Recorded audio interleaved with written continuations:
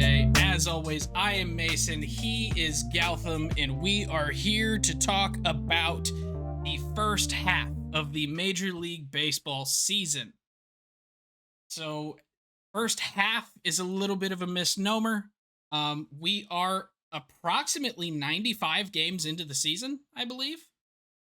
Um, but we are at the All-Star break, which is a very clean spot for us to just break it into two parts, go before and after All-Star break. So, before we talk about this year specifically, Galtham, besides the overall festivities of the All-Star weekend, what is the significance of the All-Star game for you as far as when you're looking at stats? Or not the game, sorry, the break.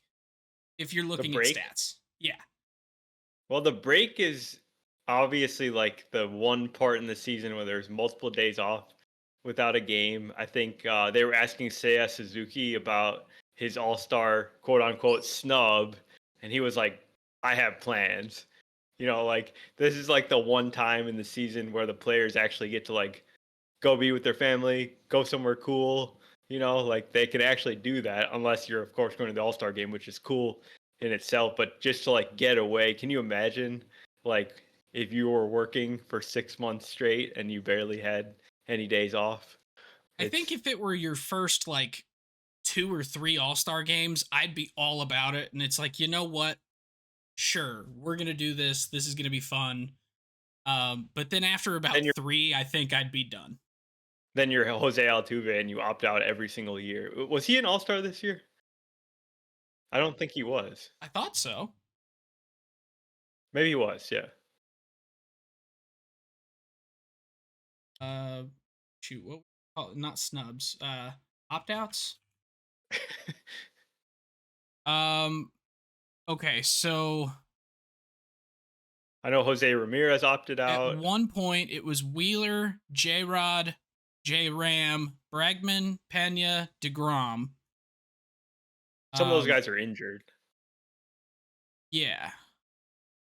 So there might be more. Like Chris Sale's injured, so there's definitely more. Yeah, Um. yeah.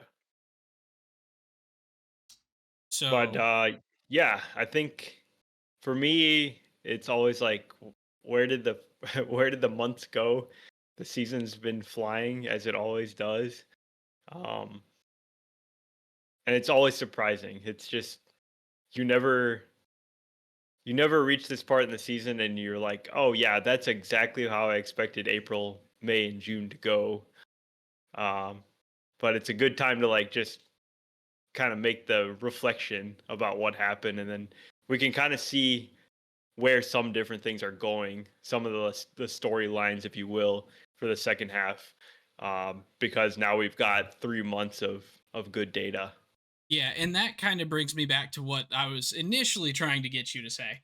Because I've talked a little bit in previous uh podcasts where I had said something and it's like, yeah, I mean, the short sample size or the small sample size argument kind of goes away somewhere around 70 games ish.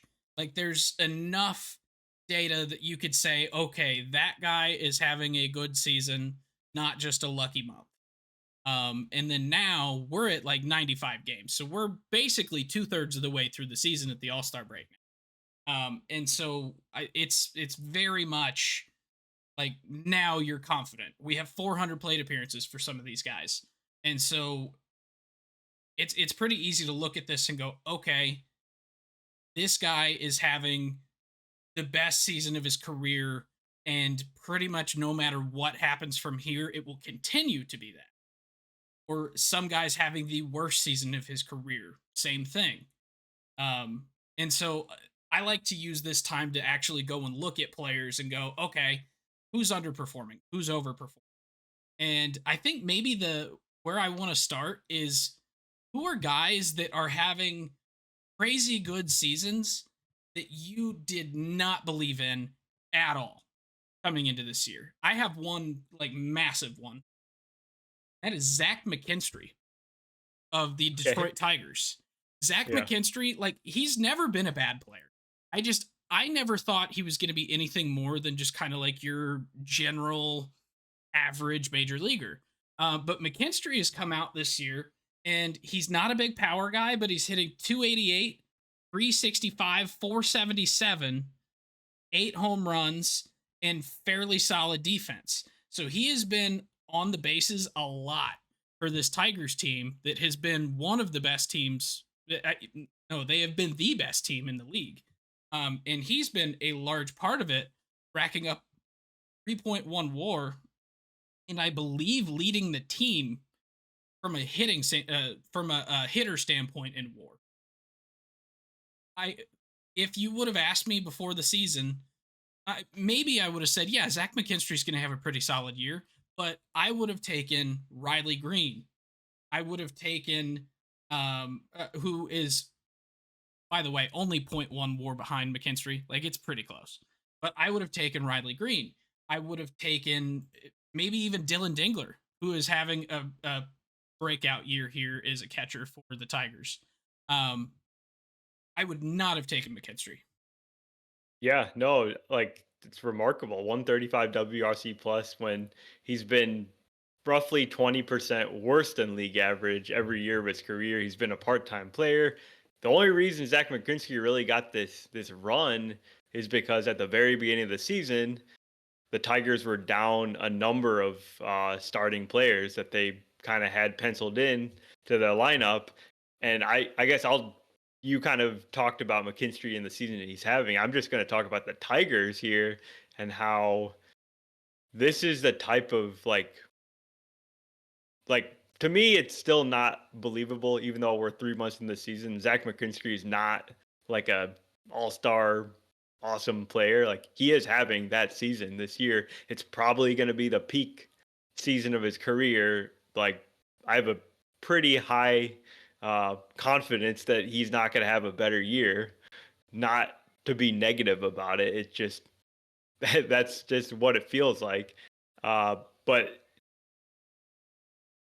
the Tigers are getting this type of pop-up performance, and that's why that's why they've been the best team in the majors to this point in the season. You get unexpected, awesome performances from guys, and that's how you break projections.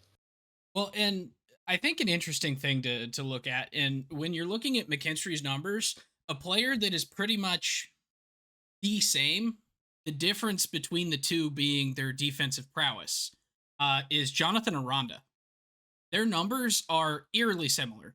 Aranda has a little bit higher average and therefore a little bit higher OBP, but it's not too much. He's got to Um, have more power, right? Only 11 home runs in 90 games. So Oh, three okay. home runs, which is significant when you're hitting that few, but it's not like you have a 30 home run guy versus a 10 home run guy either. Like 15 versus 10. So, um, but no, Aranda does have a 153 WRC plus, which comes from the higher batting average and the three more homers, but his defense is pretty eh. So Yeah. he's rocking with a fairly similar batting line, a 2.2 WAR as opposed to 3.1 for McKinstry. So there are little things like that that do tend to rocket you up leaderboards that I think are maybe important to remember, because I think a lot of people would say Jonathan Aranda is having the better season than McKinstry, just straight up. And Yeah. Aranda is an all-star. So it And kind of definitely feels that way. And like this is an awesome success story because I'm just looking at his Fangraphs page on draft night here.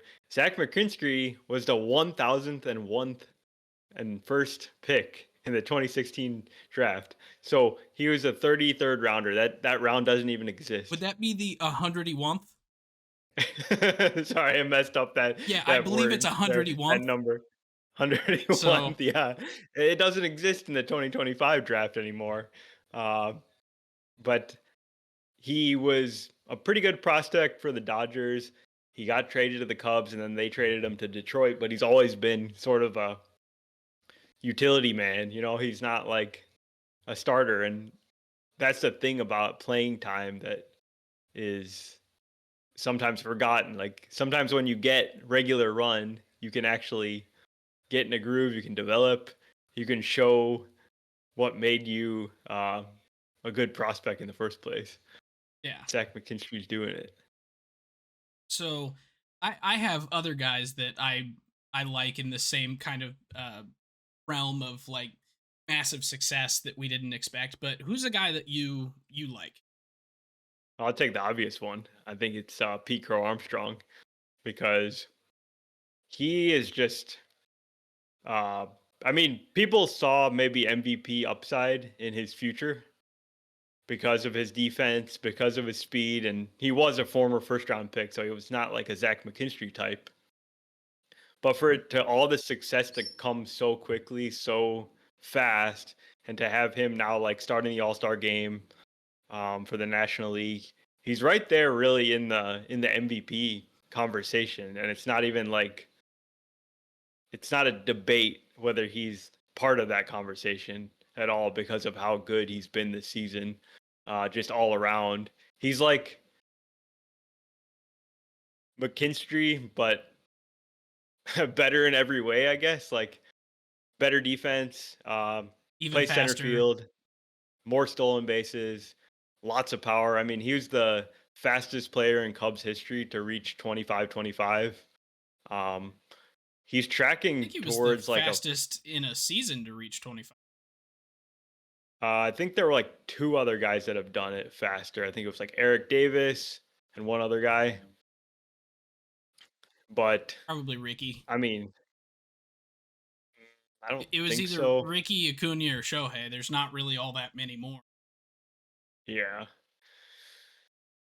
But yeah, he's just um I don't bel I still can't really believe it because of the way he's doing it cuz he still has some of the worst plate discipline in the league. He swings at more pitches than anybody and he's just able to capitalize on his own aggressiveness by hitting so many first pitches and doing damage on balls out of the zone. Like obviously pitchers know that he swings a lot, and even when they're going outside the zone, he's still kind of able to do things with those pitches. Um, and now that it's been going on for 3 months, it's kind of like a situation where it's like, okay, he's having this season, and I don't know if Pete Crow Armstrong's ever going to have a better season than this one, but it's a fantastic year just in itself. Yeah, and I mean a lot of the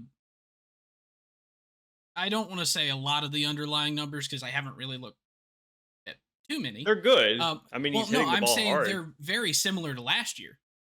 Is what I was going to say. The difference is that his medium hit rate has come down and his hard hit rate has gone up the same amount. But like, so he's just getting more power behind the contact he's making, and it's making a huge difference because like BABIP nearly the same, his K rate and walk rate nearly the same. Um, his OBP is up less than the difference of his average between the last 2 years. So, like a lot of the numbers from last year to this year are pretty similar for Pete, but it seems like he's just finally growing into his frame, and this might actually just be what he is. And that's the surprise, right? Because nobody saw Pico Armstrong being a 25 homer guy in a full season, and now he's done it in three And months. yeah, um, but I mean that kind of similar thing. Nobody expected any Mariner, let alone their catcher Cal Raleigh, to be a 38 homer guy before or 30, 38, 36. 38 now. He had a double 38, homer game.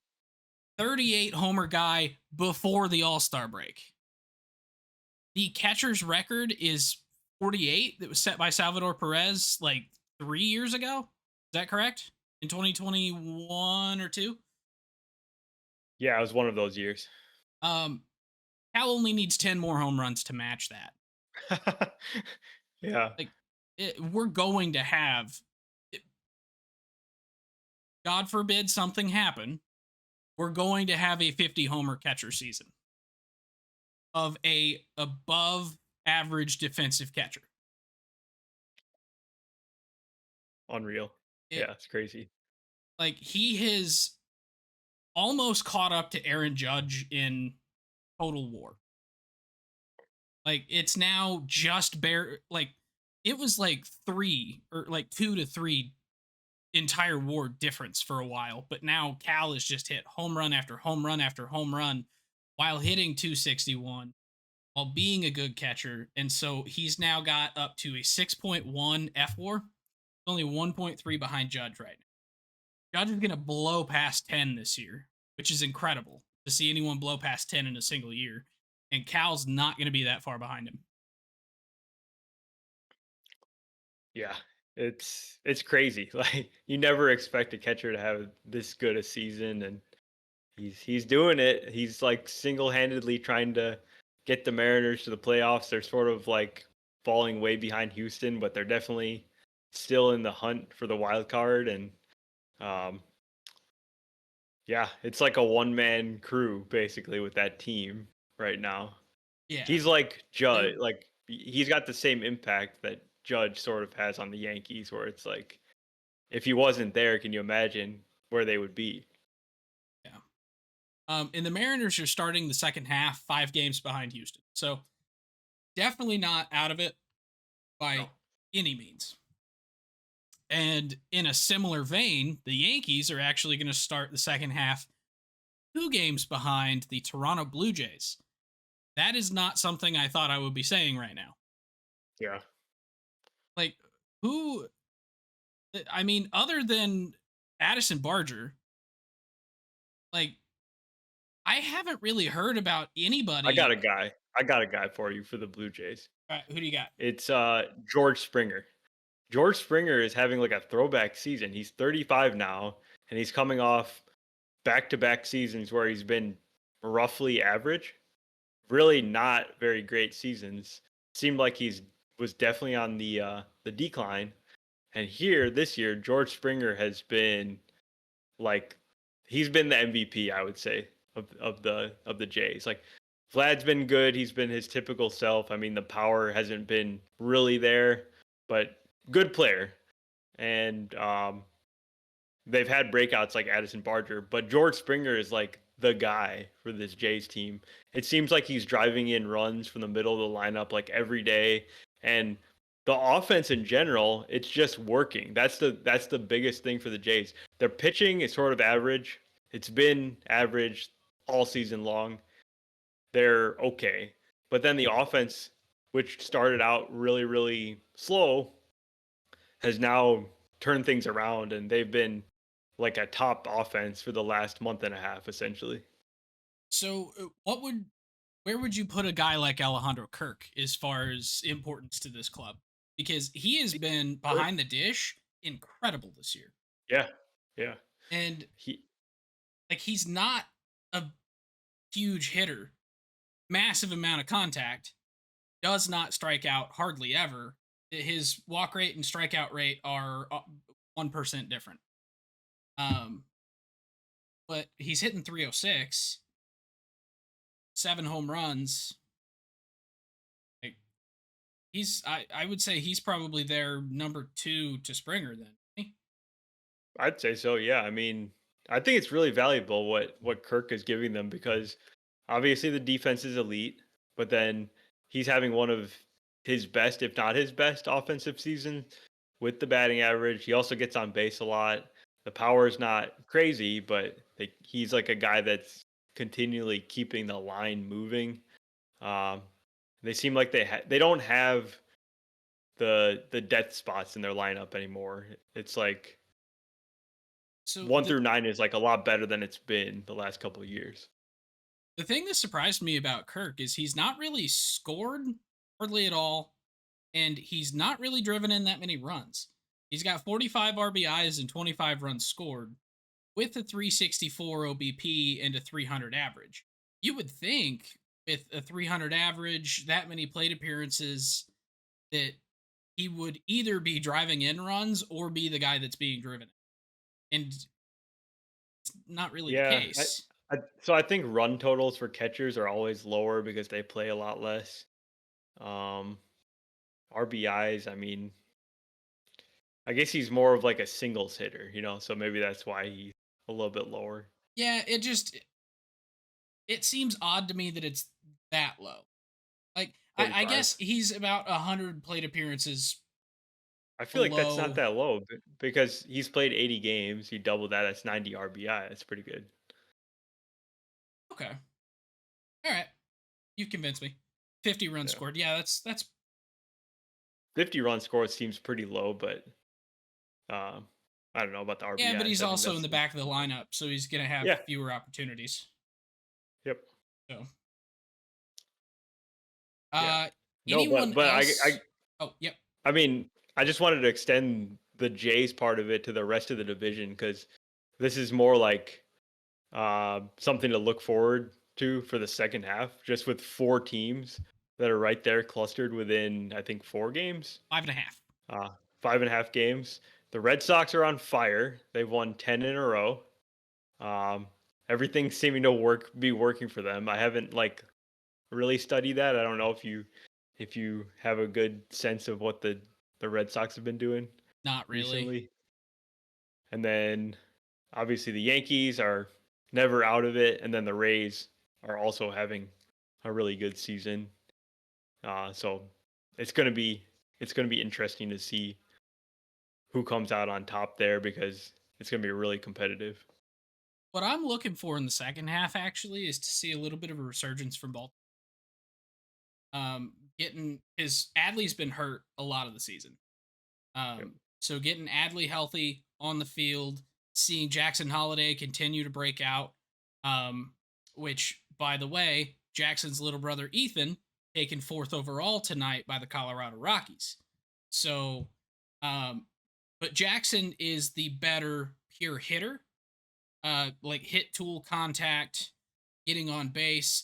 Ethan's that power guy. Um, but seeing Jackson continue to develop, seeing the Milkman, who's had a pretty good season, I think he's been probably the best hitter on the Orioles this year, hasn't he? Colton Cowser. He missed like most of the season. He hasn't played much.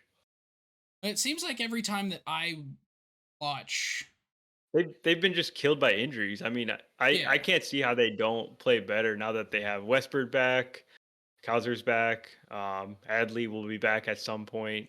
They're probably gonna be better, but I guess like they're so far out of it. Are they not gonna trade some of their players? I mean, I wouldn't trade any of the guys you have multiple years of control. That's true. So they really don't have all that many guys to trade. Probably some relief arms. Um, what's Sir Anthony Dominguez? What's his He's contract? probably a free agent soon. So I would probably trade him. I'd Yeah, they've it, already actually traded one reliever in Brian Baker last week. They traded him to the Rays for the 37th overall pick. So they're already like signaling, hey, we're gonna be trading guys. Just picked up another draft pick for the draft tonight, and I could see like Charlie Morton getting traded, um, some other guys too. But I don't know. Like I see where you're going, but does it really matter for the season that much with for the this Orioles? season, no. They seem out of it. I just I want to see them play better so that I have an idea of what they could be next year. That's Because like fair. Yeah, we saw what happened or how they played last year, and they shocked everybody. And I think that lineup is still there. It can do that again. It's just can these guys in their sophomore slumps make the adjustments, come out of the All-Star break and start hitting, be healthy, and kind of get going in a groove. They're not going to make the postseason. There's too many teams in front of them in the wild card. There's way too many teams in front of them in the division. But if they can pull it close to 500, then you're in a pretty good spot because you're 9 games below 500 right now. You could bring Yeah. that within like 3 or 4 by the end of the season. Okay, that's a success. Let's build on that next year. Let's try and get G-Rod healthy. Let's go get a free agent pitcher who's actually going to do something. Not be Charlie Morton that didn't do anything for the first third of the season and then finally settled in. He started pitching great all of a sudden. I Yeah, don't know if you well, noticed that. Yeah. well, that's why I said the first third of the season and then settled Yeah, in. yeah. Is he kind of, as soon as he dominated the Cardinals and found his curveball, he's been pretty good. Yeah.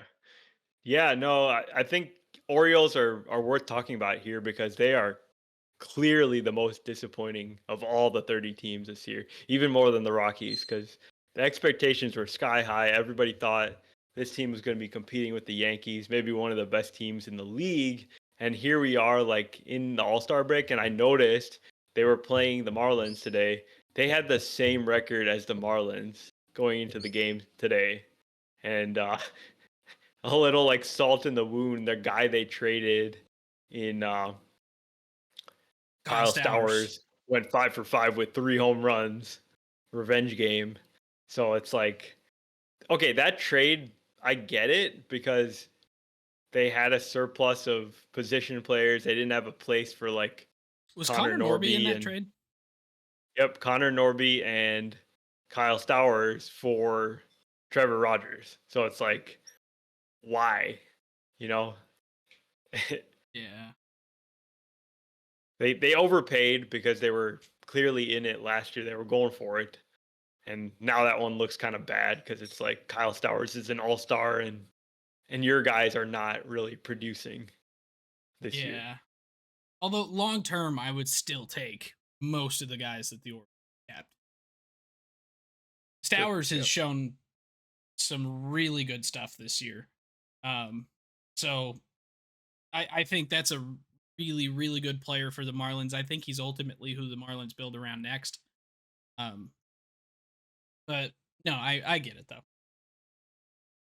I think one more comment I wanted to make about teams and players doing well. This is a little bit more of a milestone update. So we now have the fastest player ever to reach 350 home runs. Now, Galtham, do you know how many games it took Aaron Judge to hit 350 home runs in his career? It's like, is it like less than 1,000? It's 955, 1,088. 1,088. Can you tell me, first of all, can you tell me who he passed is the fastest? Um, some big power hitter. Um, Think of guys that have hit a ton in one season. about um, I don't This know, is a very important home run for this man that's right above my head. Albert. Oh, I don't know what that picture is, but I that is assume it's Cardinal. that is Big Mac's 70th home run. Okay. Big Mac was the fastest to 350 before Aaron Judge. He did it in 1,280. Wow. It is 192 games faster. That's an entire season and the month of April. That's incredible. I decided to go and look at Hank Aaron and see roughly how many games it took him because Hank Aaron's not in the top 6. The top 6 is Judge, McGuire, Juan Gonzalez, A-Rod, Harmon Killebrew, and Albert Pujols. Hank Aaron did not hit his 350th until sometime after 1,540 games. So, he's on a ridiculous pace. And if he had debuted a little sooner, I think we would be talking about the all time home run leader. Yeah. Unfortunately, Judge is 33. Is it unfortunate though? I was thinking the other day, so like Judge is obviously older, but are we seeing like another Barry Bonds situation where Barry Bonds had like some of his peak seasons in his late 30s. Could Judge be kind of going down that path because nothing looks like it could stop Aaron Judge right now? Well, I do think that's part of it. Because Aaron Judge has that very convenient fact that he is a massive specimen. And so his natural leverage can add a lot of power. Um, Barry Bonds was 6'2". Aaron Judge is like 6'5", 6'4", No, he's six six five. seven. Oh, He's he's six six seven. seven. Yeah, Yeah. he's massive. He's a NFL defensive lineman size. Like he could play in the NFL pretty easily, I think, if he wanted to. So Aaron Judge has had how many 50 homer seasons now? Just had it pulled. 2, 3. Uh, Last just year, go. 22. Was there another one? Uh, yeah, his rookie season was 52. Rookies, three times Um, then, I think. 2, 3. Yeah, 22 so and he has 24. 350 homer seasons. Barry Bonds in his career He had didn't do it many times. 150 homer season. Right. He just so happened to hit 73. It's the only time he hit more than 50. So, yeah, Aaron Judge starting 3 years behind as far as age. He would have to play until he's 45 if he had the same home run totals. But he's constantly 10 home runs higher than Bonds was at any point. So, can he realistically do it in like less seasons? Be 43 and break the home run record. How many would he have to average, are you saying? Oh goodness, what would he have to average? So he'd need 354.12. So if he, let's say he plays another 10 years, he would need 41 homers a season, 10 Okay. more years to tie Okay, Barry Bonds. I'm sorry, I didn't mean to put you on the spot with the math question, but the way you said like, oh, he has to do it until he's 43 years old made me think that you already knew what that was. No, no, Okay. I'm You doing just math made in my that up. head, man. Okay. I'm on it. And I'm actually confident in my number right there too. That's So the so fun for part. about 40 homers per season for the next 10 years. He has to average 40 homer seasons for the next 10 years. Okay. So that just kind of tells you how improbable that is that he would stay healthy for 10 straight years, hit 40 homers in all the years and Yeah. Now, if he keeps hitting almost 60 home runs, then that kind of shortens that's true. Yeah. it shortens it. So, it's possible. Yeah, I and mean, he's he what, signed 30, through his age 41 33, season, 30. I think. How many homers does he have this year? 35, 35 so far. 34. Okay. He's So on he's pace for he's another 50 bomb easy. yeah, easy. If not close to 60. Yeah. So, So, yeah, that's going to be fun and yeah, he's like as much as Big Dumper's having the surprise amazing season of the year, what Judge is doing just year over year is just remarkable because like you can make the case that this is the best year and we said that in 24 and we said that in 22 like he this can't do any better than this. He's this doing better. absolutely is his best season. Yeah. He's Yeah. hitting 358, 465, 739 with 35 home runs. He's already scored 85 times. Yeah. He has driven in 81. That number alone is incredible at this point in the year. Scoring Yeah. more than he's driven in is insane. Oh, no, that's not insane. Well, it is when you've already driven in 81. Well, yeah, the numbers are insane. Yes, Yeah. that's what I'm trying to get at. But last year he hit his career high in RBIs at 144.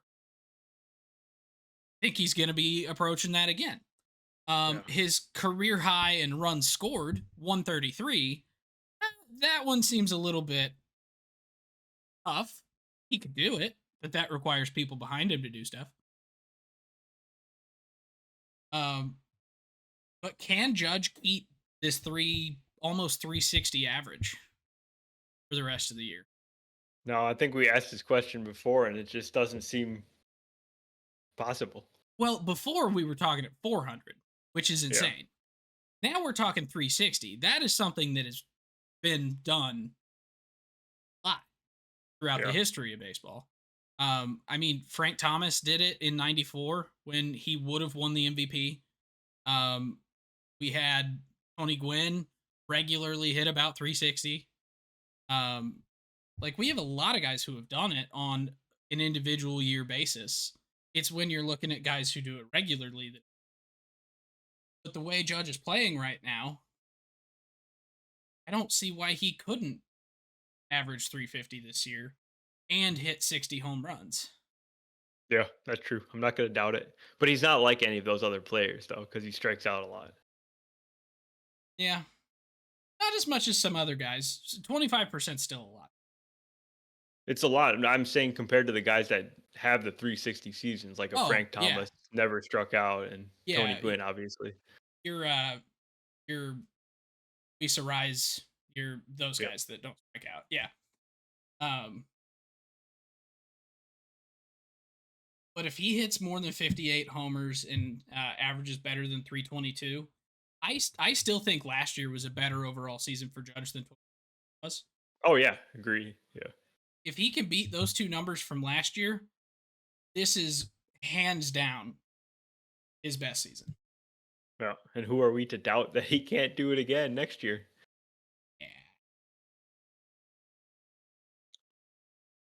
Yeah. So that is the highlights of the first half, of which there are many, many, many, many highlights.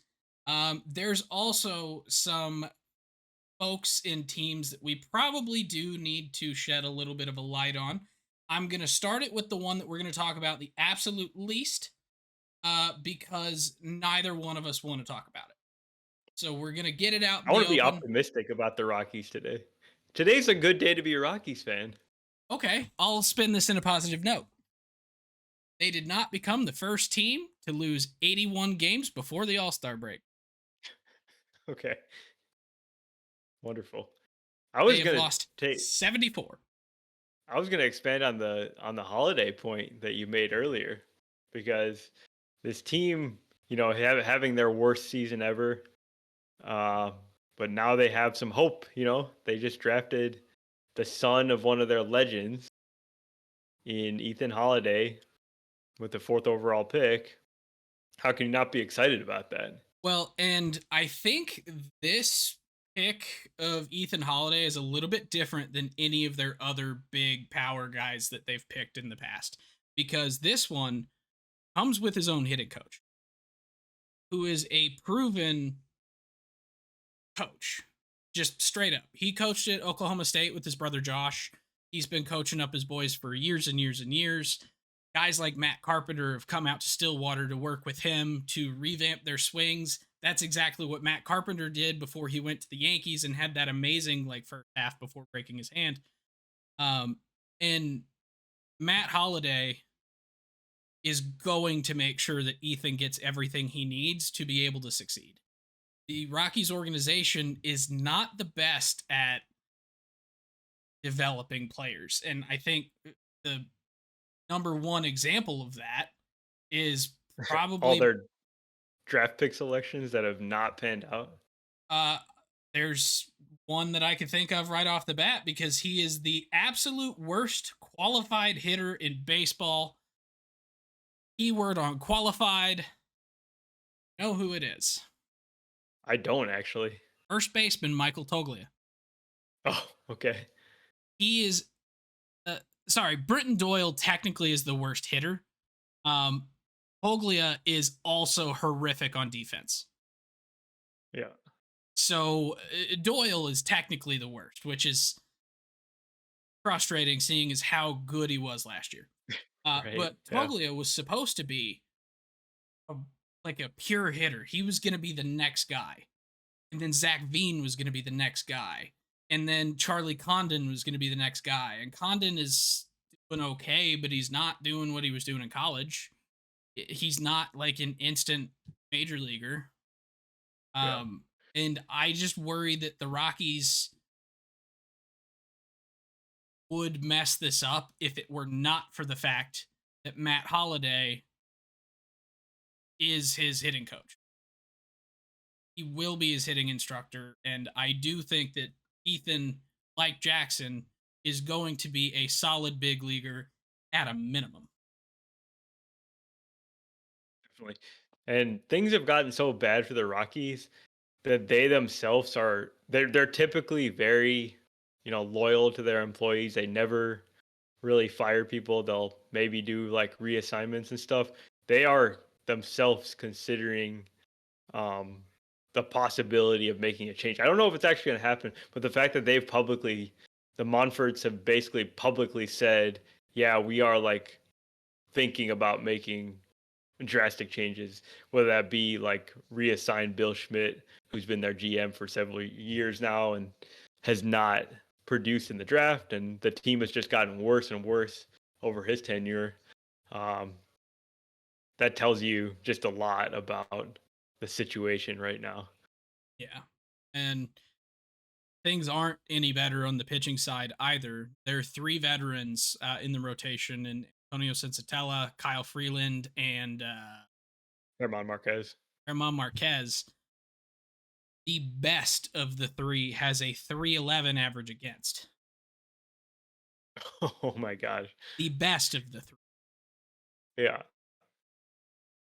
Things are not going well in Colorado. So getting Ethan Holiday today is basically the bright spot in the middle of night. I know you were hoping that the Rockies would just biff this I pick, and I kind of was like, there's like a non-zero chance that the Rockies just screw this up, but they mhm. they did not. So I give would them have credit for loved that. the Cardinals to get Ethan Holiday. I do think that the Cardinals getting Liam Doyle makes a lot more sense, especially given where the organization is at right now. Because the organization is trying to compete as soon as possible while also rebuilding. So JJ Weatherholt last year with the number 7 pick. This is the highest the Cardinals have picked since we drafted JD Drew. That's a long time ago. I believe that was 2000. But so they take left-handed pitcher Ian Doyle out of Tennessee. Now, ideally, you're looking a year, and then he's in the big leagues. He's a huge strikeout guy. He throws 100. He has an 80 grade fastball with a 60 grade slider, and just his stuff is incredible. So they're looking at trying to get things going quickly. Ethan Holiday, while he's probably going to develop quicker than other high schoolers would, is still going to be a couple years out, most likely. So, because Yeah. I think Jackson took a year and a half after high school. Jackson's like, and he was super fast, so you can't expect that to happen every time. That was a rare one for a high schooler, Well, and he was super fast and he had to because go he has back. that contact tool, Right. Yeah. which his brother does not. His brother has swing and miss, but he has massive amounts of power. So, but um, I'm curious your thoughts. I realize I said we were going to talk about some of the bad things, but I do want to talk real quick about something else that happened in the draft tonight. That is actually the number 1 overall pick.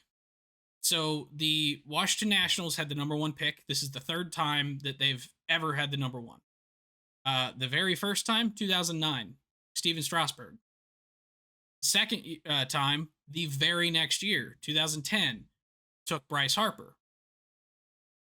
Well, this year they get the number 1 pick, and they take out of seemingly nowhere, at least compared to what everyone was expecting them to do. They took Eli Willits, a high school shortstop, 17 years old. He is the youngest player ever drafted 1-1 in the MLB draft. So this is a Nats team that has been, in theory, up and coming. Like, they have a lot of really good young players right now. you would think a college arm like Liam Doyle that I just mentioned, or Kate Anderson, or a couple of the other guys that were available, you would think that would be the move, right? To get them into the system, get them to the majors, and help compete as soon as possible because we have a core. But they didn't. They went for the highest upside, like the possibly the highest upside player in the draft, but he's going to be 3, 4, 5 years away. Yeah, So definitely. It's definitely a project. I think there's two parts of it. So one, yeah, you hit on the upside part of it. I think it's unquestionable that he doesn't have like a high ceiling. Whether he actually reaches that, that's a different story. How they develop him, how if they made the right pick or not. But the other part is the just the slot consideration. Maybe they think they can get a deal under slot and then go sign some other guys that might have been out of their range because they've got that number one pick. They've got the largest bonus pool for signing the guy. Um, so maybe they feel that Willits is the best player, but maybe they don't, and they just think they can find more total value in this draft by signing well, Willits. I do think that they think he's the best player in the draft. Um, what surprises me is that this is basically saying, okay, we just parted with Mike Rizzo last week. Now we're picking a guy who's going to be maybe debuting as the rest of our core is already hit free agency.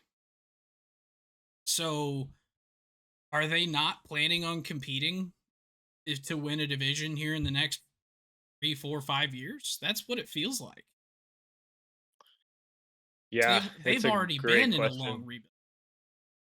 Yeah, and it's like they have a new GM who's taken over for Rizzo, Mike Bartolo, and he's essentially in a job interview, like trial run situation, because he obviously wants the job long term, but the learners could very easily just bring in an external guy, and then this whole draft is almost like, okay, we just got to kind of deal with what they did before, and they're gonna just start over, start wherever they feel like things need to start, because I don't know, like it everything feels so disjointed about what Yeah. they're doing right now. Well, and it's the year after you drafted number 2 overall. Took the best college hitter Yeah. in Dylan Cruz, who's already in the majors and is starting to come around. Like it just it feels so weird. Like I want to have hope for the Nats, but right now it seems like they're making all the wrong decisions right as things were starting to go right. Yeah. And this particular player, like he's like sort of smaller build. It's going to take him some time to grow. A guy like Holiday would have made a lot more sense to me if that was the route they wanted to go, because he seems like a guy that would get there faster than Willits.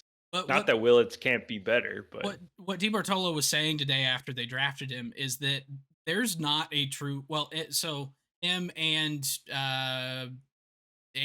something something that was on the yeah, no MLB doubt. Network coverage. Dan O'Dowd, there we go. They were both saying that Willits doesn't really have a hole in his game. Like he has a great hit tool. He has the ability to access what power he has right now. His swing allows him to do that. He's 17. He's a very small guy, but he's fast. He has great range. And so they like every tool he has. They think his floor is high and his ceiling is insane. So it seems like this is the safe pick for not knowing what your future's going to be. Whereas Ethan Holiday, you kind of know what you're going to get. You're going to get more power than his dad, but less contact and more strikeout than his dad More from the power left than his side. dad. That's a bold take. I mean, he's massive. Have you seen his frame? Have you seen his dad? Yeah. A lot. He's massive. Yeah. But like I think Ethan's gonna be a 50 homer guy at some point. Yeah, maybe in Coors Field. That'd be fun. Well, yeah. But Matt never hit 50 in course. Yeah. So more power than Matt. Well, you're just saying that he could hit 50 homers. We don't know if it's going to happen. I think it could happen. Yeah. Um, but yeah, so that's a weird high and low for the Nats at the same time. Like I'm so Yeah. confused by this team. Definitely confusing. Yeah. Oh well. So let's talk just a couple minutes about individual players that this has kind of been the worst case scenario for them this year. And I think number 1, we're looking at a guy who I believe is in his contract year, and Luis Robert Jr. Don't think Does he so. have one more? I think he's got a couple option years. Yeah. Well, this is by far Luis's worst season. Uh, he is. They got like player options on him. There's club options. Club options. Yeah. Sorry. That's what I So meant. if they don't pick up the club option, which I kind of think they're not gonna, he's a free agent. They have to. They have to. They're super low dollar club options I mean, as bad as he's played the last 2 years, why would you? Last year in because you 100 hope that games, he turns back to what he has shown in the past, and then you can trade him for something, because now you just absolutely cannot, because he's been. You talked about Brenton Doyle. I mean, Luis Robert has been one of the worst hitters in baseball this year. yeah, 65 WRC plus, so 20% better than Brenton Doyle, who's a 44 What? WRC plus. Are you serious? Yeah, Oh my goodness. yeah. Brenton Doyle is bad Yeah, with a something's wrong. capital BAD. Yeah. It almost feels like Brenton Doyle is hurt or something, because I think his defense is also kind of dropped off a little bit. Defense was the only thing that was holding him from being like a -2 WAR player. Okay. Toglia is a -1.4, and Doyle is next as far as the lowest WAR for qualified hitters in the major leagues. It's impressive. There's only 14 players that have a WAR of 0 or less. That's it. 14. 2 of them are on the Rockies. 2 of them are on the Nationals. 2 of them are on the Angels. And Brian Reynolds is in there too. Yeah, he's had a horrible season. Yeah, I mean, honestly, I think 6 guys that I think are just really 7 that I don't know how they're this far down. Robert, Christian Walker, Michael Conforto, Nate Lowe, Brian Reynolds, Jonathan India, kinda, Castellanos. They're all below 0 WAR. Some of them are still about average hitters. The only guy who is down in this range who has a above 100 WRC plus is Castellanos. Nicholas Castellanos. He is at 109. But everyone else is down low 90s or lower. Brian Reynolds, 80 WRC plus, and the worst defense of his career. Yep. Michael Harris, just Oof, yeah. the absolute, like, actually, he is the worst hitter in baseball at a 45 WRC plus. Yeah, He, that's probably the one that I want to talk about the most, because it's just so shocking. A guy that came into the big leagues when he was like 20 or 21, and he had immediate success right off the bat. And basically every single year since then, he's gotten worse and worse and worse. And there's been a lot of injuries, but still he showed flashes. And now this year, it's like he's just completely lost. I think he's trying to sell out completely for power. and that's just led him to just have a massive like hole in his swing or something because he's not doing any damage at all. Well, and selling out for power is not exactly working because he's only got 6 home runs and a 312 slug. Yeah, yeah, it's nothing has gone right for that guy. Yeah, it's there. It's very frustrating for to see some of these guys down here that are like the face of their franchise. Salvador Perez, the 20th worst hitter in baseball by WAR. Yeah, that is tough for a He's legend. he's the captain of the Royals, and he's easily DFA worthy as far as stats are concerned. Yeah. Like But Freddie then with a guy Freeman like should be the full-time starter. just still thinking about Harris though, I mean, I think he's signed through 2030. So the Mhm. Braves have to see this through. They have to figure out what's going on and they probably will. Like Michael Harris is not old at all. He's in his low 20s still. Maybe Well, 25. Harris is 24. 24. So he's got lots of time to figure it out. Yeah. And he is signed through 2030. That is correct. With club options for 31 and 32. Uh but yeah, I I think the biggest one to me is still Brian Reynolds. Because this Pirates club is I think the worst hitting club in majors. Probably Yeah. Rockies are worse. Nope, the Rockies have passed them, Okay. as have the White Sox as far as scoring runs. Um, the Pirates are the worst hitting club in baseball. They have arguably the best pitcher in baseball.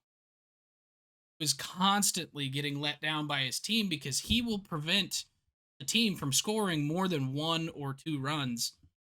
That should be enough to win any baseball game ever. I think Skeens lost a game 1-0 this weekend. Hmm. Yeah. He's done that a couple of times this year. Yeah. Um, and when your best hitter, typically, who's only 30 years old, he's not that old.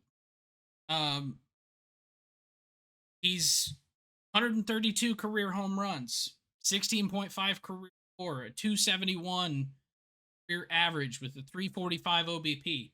Well, this year he's hitting 225, 288, 368 slug with 10 home runs and is just not getting the job done. Like, who is the best hitter on this? Neil Cruz? Maybe. And he's had his own struggles because he's had a lot of trouble like with strikeouts. Obviously the power has been good, but Well, and he's I also mean, been benched for a couple of his antics. And it just feels like this clubhouse is in shambles. But yeah, O'Neal Cruz is by far their best hitter, with a perfect 100 WRC plus. yikes. Yeah, 16 home runs. Really about it. 209 Yep. average.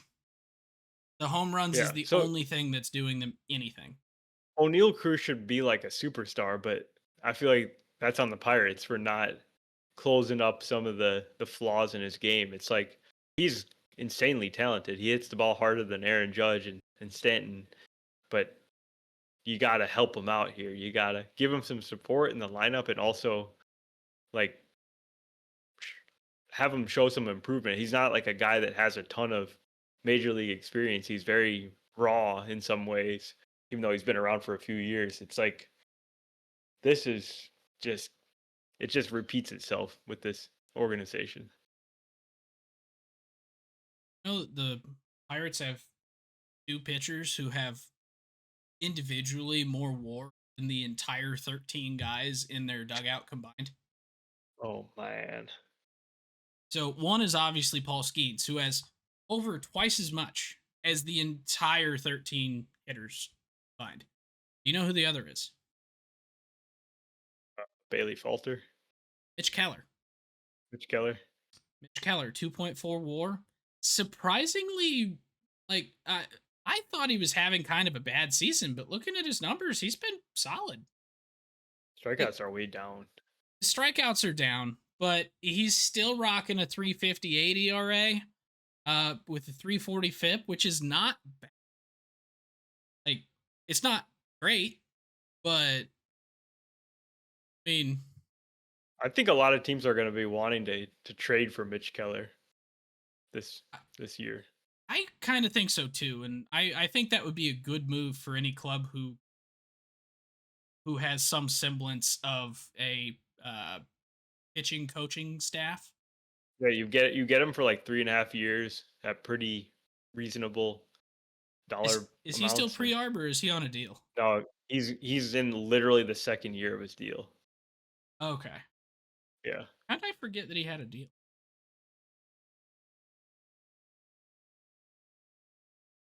God, Dennis Santana and David Bednar combined have more WAR than the entire hitting staff. that's That's that bad. doesn't even make sense. That's so Yeah, bad. yeah. Oh my god. Uh yeah, like it's so frustrating. Like Brian Reynolds is on this club through 2030. 2031 club option. He and Michael Harris are both committed to their teams for just or for the same length of time. They are both two of the worst six hitters in baseball this year. Yeah. And At least with Michael Harris, he's younger and he plays good center field defense. With Brian Reynolds, his defense is also fallen off the map, right? You said he's been bad there too. yep. So So the the one good sign for Brian Reynolds is that oh, never mind. Never mind. there's That no was good signs. 2 weeks ago. No longer do I think it's a good sign. I was hoping that this was he went 3 for 5 with a homer this Friday, but no. He's not going into the All-Star break with so but I don't know. It's been a really interesting season. Like I would say for as many guys is have just completely fallen off the face of the earth, we've had just as many guys break out and be really, really good players. Um, to this point of the season, we've got 25 guys who have all eclipsed 3 WAR. 3 to 4 a season is what is considered like all-star level. Um, a lot of guys are close. Like and you've got guys like Ceden Rafaela, Zach McKinstry, Geraldo Perdomo, CJ Abrams, all in that group. And so you have a lot of young guys breaking out, which I think is the positive. Yeah, we're seeing some guys age, and your Salvador Perez in even know what's going on. Ryan Reynolds, I can't necessarily call him old. He's my age. What do I do with that? But what are your I maybe this is how we close this conversation. So that's looking back at the last 95 games. What are you what do you foresee in the last 67? Yeah, the thing that I am looking at is just the clustering of the teams at the top of the leagues, especially like I'm looking at the National League and I see the Cubs and the Dodgers, they have the best record. But then only one game behind them, you've got the Brewers, and then just behind them you've got the Phillies and the Mets. So there's no one team that's like running away with things. The Dodgers did go on a recent 7-game losing streak, so I wouldn't be surprised if they make it all back up and they run away with the league or whatever. But right now it's really up for grabs. We don't know who's going to get that number one seed. the division races are not finalized by any means, other than probably the AL Central. That one's like toast right now for the other 4 teams. But every other division race looks legit, and they're going to be fun to see how they unfold over the next like 2.5 months. I agree more. Um, I'm hoping that we see some incredible feats this year. I am looking for Big Dumper hit number 50. I just honestly, if he only hits 50 this year and just goes on a massive cold streak, that's still an incredible year. Yeah. And I'm completely fine with that. So anything that he does from this point is just icing on the cake of what I think is the best catcher, or like hitting catcher's season ever. Aaron Yeah, he Judge. can do no wrong, right? If he hits Yeah. like 10 home runs the rest of the year and Yeah. strikes out in the rest of his at bats, it's still a good season somehow.